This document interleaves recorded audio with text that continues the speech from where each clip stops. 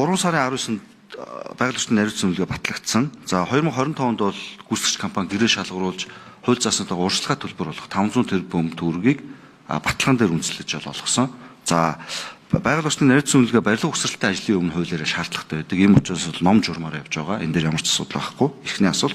За хоёрдугаар асуултанд оюун эрдэнэ ерхий сайд 50% гэж хэлдэг нь тойрог 1-р замтаа нийлээд туулын хурдны зам нь Улаанбаатар хотын төгжрэлд одоо байгаа 804 мянган автомашинаар тооцоолсон симуляц дээр 50%-ийн төгжрлийг хамгийн багадаа бууруулах боломжтой гэж бол үздсэн. За сүүлд сая манай одоо даргын бас түрүү нэмж хийснээр камер дээр үндэслэж одоо наривчсан 26 онд хийсэн судалгаан дээр бол наривчилт зөвхөн туулын хурдны замынх ингэж аль одоо уулзууруудыг бол ачааллыг авах гэдэг дээр түрүүн бас тайлбарыг 2 удаа өгсөн. Ярамгийн гүүрний ачааллыг 32% хүртлээр авна, нарны замын ачааллыг 24%, инх тайвны өргөн чөлөөний ачааллыг 8% хүртэл, яамгийн замын ачааллыг 12% хүртэл, олимпийн гудамжныхыг 13%, нарны гүүрнийхийг 7% гэх мэт одоо нарийн тооцоол симуляцийг сүүл камер дээр суйрлагдаад бол гэж гарч ирсэн. За хамгийн өргөн ашиглагддаг PTV Visium гэдэг програм 2 аргачлалаар үндсэн бодог. Нэг нь OD буюу Original Destination судалгаа айл өрхүүдээс аваад програм хангамжлал оруулаад симуляц эзэн, нөгөөх нь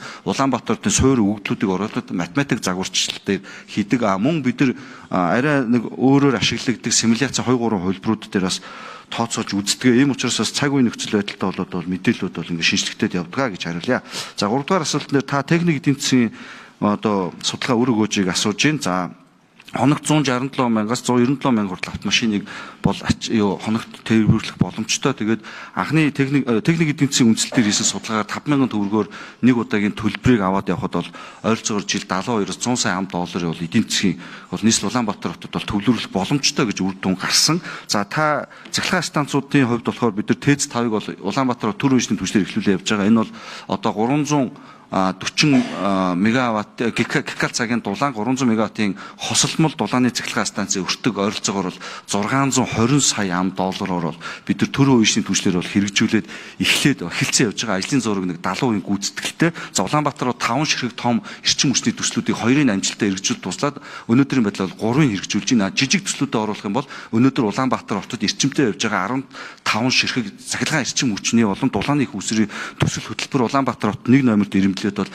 амжилттай хэрэгжиж явж байна.